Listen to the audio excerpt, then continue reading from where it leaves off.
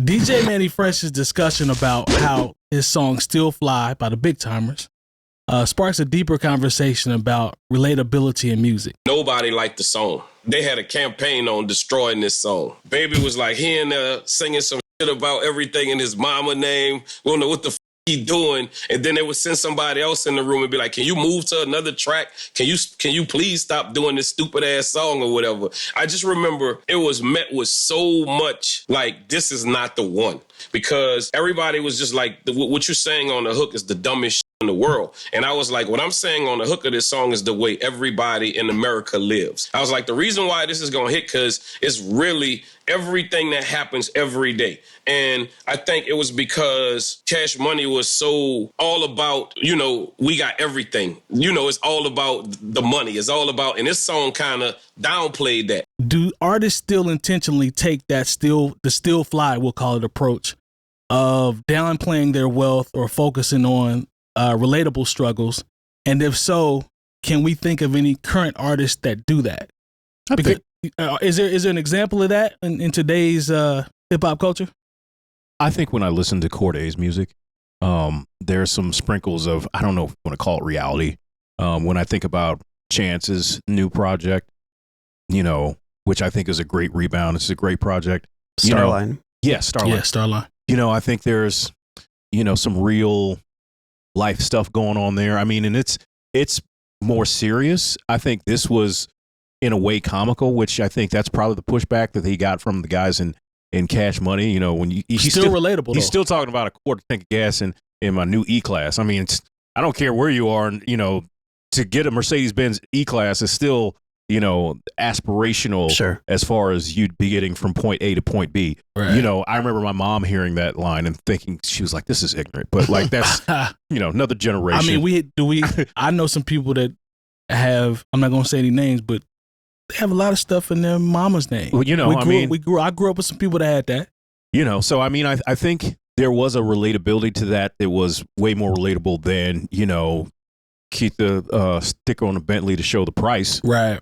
But I think there has still been that thing of relatability that is a thread in hip hop, even if it's not what you'd consider to be mainstream. Maybe it's not something you hear on the radio, because if you listen to what is presented to you by the corporate radio structure, everybody has, a Hellcat and has money for bottles and is riding real clean. Like, of course, when you listen to the radio, it's an escape. I'm not mad at that, because you want to, people who are going to work every day, sometimes, they don't want to hear about exactly what they're going through. And, they want to hear about how the bills are past due and, how like these kids are on my goddamn nerves. Like, it's only so much of that you want to take, So I do think there is a thread of that within modern hip hop. I think, part of what Manny said here was such a divergent thing from what happened with what Cash Money was known for. That's it. And I think that was part of why, the people in the rooms that he was in didn't get it, because everything up to then had been just a celebration, almost a cartoonish like wealth. That how are we going to like talk about, a quarter tank of gas in anything, or putting somebody in somebody else's name? Like we go and we don't even have leases. We buy the whole car. If you watch that interview, he really gets passionate about how he tried to sell the relatability of it. He's like, we know people like this. We have people like this in our family. Yeah, we have come up and we've made it, quote unquote. But everybody has this person, or it may be next to that person. He kept talking about how they finally came around to the point where they were like, well, yeah, I guess we can relate. And he's like, we just came from this. So a lot of the people that are fans of ours may still be in some of these situations. And he's like, that's why he wanted to push for the record, because he just felt it was so relatable. And I think it worked. Like, Lone, we were talking about the actual title of the record, and you immediately were like, oh, is that one song? And you were right. So that song definitely had some impact for sure. I didn't say I liked it, but you knew what I was talking about. Sure. I'm just saying I was there. Yeah, he was outside. So, Andy, what do you think about that in terms of Manny's conversation and how he talked about that record? Well, cartoonish is a really great description of how, like, when Cash Money really came out and started hitting, that's how I saw it. Right. Because I think, like, just the flaunting of that aspirational wealth of I always thought it was just kind of cartoonish. I never got it. Mhm. But my heroes have always been people who know what cold rain feels like when your car doesn't start, Yeah. and you got to walk to work kind of stuff. And so my music, my heroes have always been that. But do you really always want to be there? Again, back to what Jay Moore was saying, it's like, you want to listen to it and it takes you to a different place. And that's awesome. Yeah. But like as a kid, when I was watching the OMTV raps as a kid, and rappers would be talking about, all the money that they had and all the jewelry and everything. And I would think to myself, like, it's just this naive kid from Indianapolis be like, wow, they had to sell a whole lot of records. That's amazing. You know how much money they have, just from selling records. Like, no, it's not exactly like that. But then I grew up. But for me, I respect this conversation that Mannie Fresh was having, because he's telling you more than one thing. He's telling you that he had to fight with, work with, negotiate with people in his crew on his label to even get that song done. So he's relating this really great story about this interpersonal relationship, which I think, and he's still sticking to it. Like, obviously he was passionate about it, but then he also, just the introspection that this guy who didn't need to make this song, he could still have just kept going with the formula and sold a crap load of records. He wanted to make this song because he recognized that the real audience is not the people with the quarter tank and the E-Class. No, it's the people who are really listening to it and trying to get away from most of it and listening to this cartoonish amount of wealth that you're singing about. They're the people with the quarter tank and their Hyundai. There you go. Yeah. And so good on him. Because that speaks to me personally. Yeah. More than talking about this cartoonish amount of wealth that you get from all that. But again, a lot of this is, we listen to stuff to either like dive deep into it or we use it as an escape. Sure. 100%. And so I guess when they first started getting really popular, I wasn't at that point in my life. It didn't hit with me because I didn't want to, I don't care, how much money you got, whatever. I do care, like, can I nod my head to the song? Do my friends like it? Are we all going to have a good time? But yeah, good for him.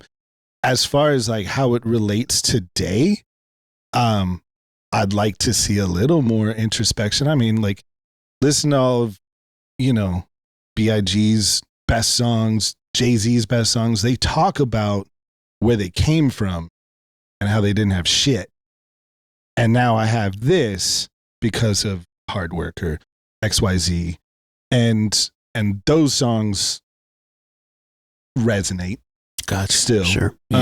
If you tell the story about how I am this and I got money, it doesn't resonate. But again, that's personal preference. For sure. Well, it's also like you had a perspective on it. It was like, hey, when I was young and I watched Yo MTV Raps and I saw, look, and also there's been a moving of the goalpost. It used to be if you had a Samurai Suzuki, that yardstick has changed. If you had a Benz 190, which was the baby Benz, they thought, or a BMW 3 Series. Can you imagine being a rapper trying to floss in a BMW 3 Series in 2025? You would get laughed at. So I think that's the goalposts have been moved so much. But like, once again, when I was a kid, I was like, I thought every rapper was rich just because they were on TV. And I didn't realize that most of them did make as much money as my parents, who got up and went to work every day. No, that's real. But what about, Mos Def's lines about, flaunting that stuff? Like, you're a target, So, like, you're about to get got if you don't put that chain away. That too. Yeah. But, also we have to talk about, like, look, because when we get old, we like, oh, these kids, and we understand, like, from the genesis of hip hop, it's all, most black music, even outside of hip hop, there's always been an aspirational aspect to it.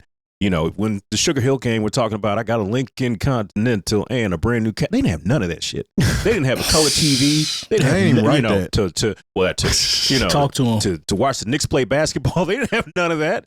But it made for something fly in the music, but it also, you know, made the person who's listening to it be like, damn, I want a Lincoln Continental in a TV so I can watch the Knicks play basketball or whatever team. Yeah. Terry, jump in, bro. What you think about what Mannie said as it relates to that record?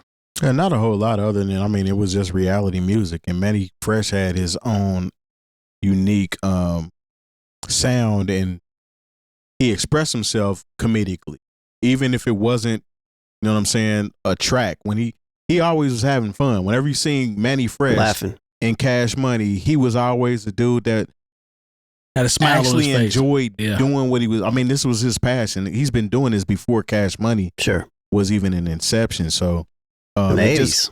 in the 80s. I mean, I think he did Jim. No, that was what's his name did. You think it was Jimmy. Juvenile did that. Yeah. But Manny's been doing this for a long time, and he finally got to a spot where he can enjoy himself and enjoy the fruits of his labor. I mean, he quiet as kept carried Cash Money all of those early years. Talk to him. Cash Money wouldn't have a sound if it wasn't for Manny, and that wasn't the only comedic song that he had, or even comedic hook. Even when he did other people's stuff, it was, you know what I'm saying, it was Mannie Fresh. You knew Mannie Fresh was going to come in and have fun. Yeah, I And agree. he knew how to move the goalposts to make things work.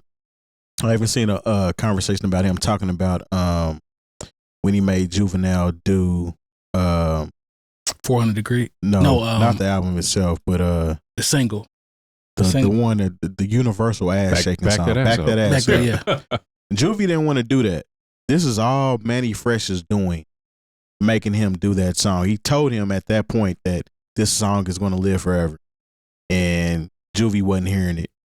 And he actually recorded a whole different verse. Well, the beginning of it was different than what Juvie had heard at first. Yeah. And he didn't like the strings and things on the beginning.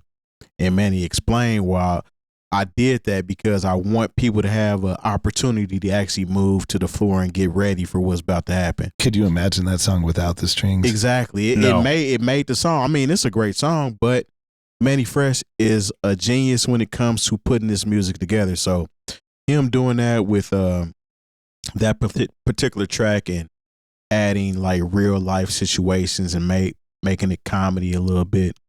You know what I'm saying? That's not really far-fetched in my opinion. I think there's a beauty to what you just said, because he talked about that same concept that you said for Back That Ass Up with this record as well. And, you know, in the interview he was talking about, and he's speaking to how he was talking to his label mates. And he said, think about this, man. The intro is this way because when they play it at the wedding, the dude that's fly and has got his drink in his hand knows he has a certain amount of time to get to the dance floor before it drops, to his point. Like he said that. He's like, I'm seeing this. When these people hear these records come on, they know what's about to happen. And he was a prophet because, to your point, Andy, what would that record be without that intro? You know, so that's just a sign of just a great producer and a visionary, and also credit to the artists, especially Juvie, to be able to, even though they fought and argued, you know, just had disagreements, he finally was like, okay, man, I'm gonna roll with you. And I'm sure It was out already. He's still counting his money because of it. Thank you. That's what I was about to say. That was a great His decision cash to just money. roll with it. Yeah, for sure. I've not DJ'd a wedding where I didn't play that song. There it is. That's Yeah. a staple. Yeah. But what's your opinion though? But where Mannie Fresh was saying that that it's still is influential. Are there any artists you think that like look at that song or that idea and they're still influenced by it? I think Mannie has, how do I want to say this? I think Mannie has birthed a lot of producers. I think a lot of people grew up on that sound, his approach. Like, you got to think about it. Mantronics is who he was inspired by. And then it's him. And then now I think there's a whole region of the world that took on that bounce. You can still hear some of that now sprinkled through some of these records. And we talking about what, 30 something years ago, give or take 40 even. years I ago. mean, if we're talking about bounce. We talking about bounce, right? Mhm. So even when Mannie got it, I think there's a lot of his inspiration is still sprinkled around.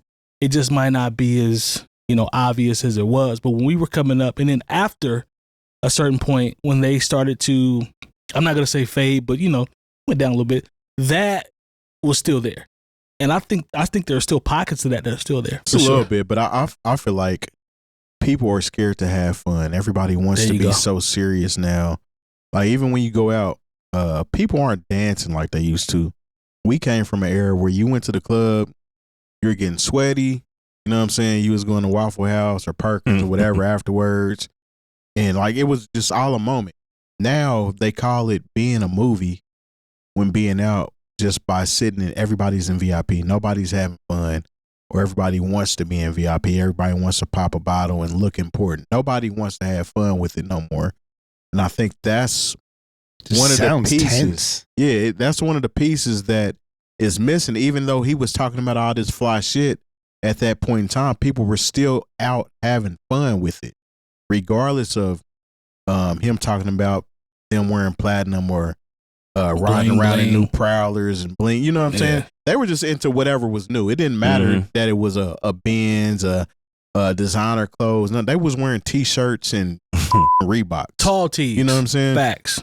Now it's all about what kind of designer clothes you got on and how many bottles you pop and how big is your section, things like that. Nobody's having fun with this shit anymore.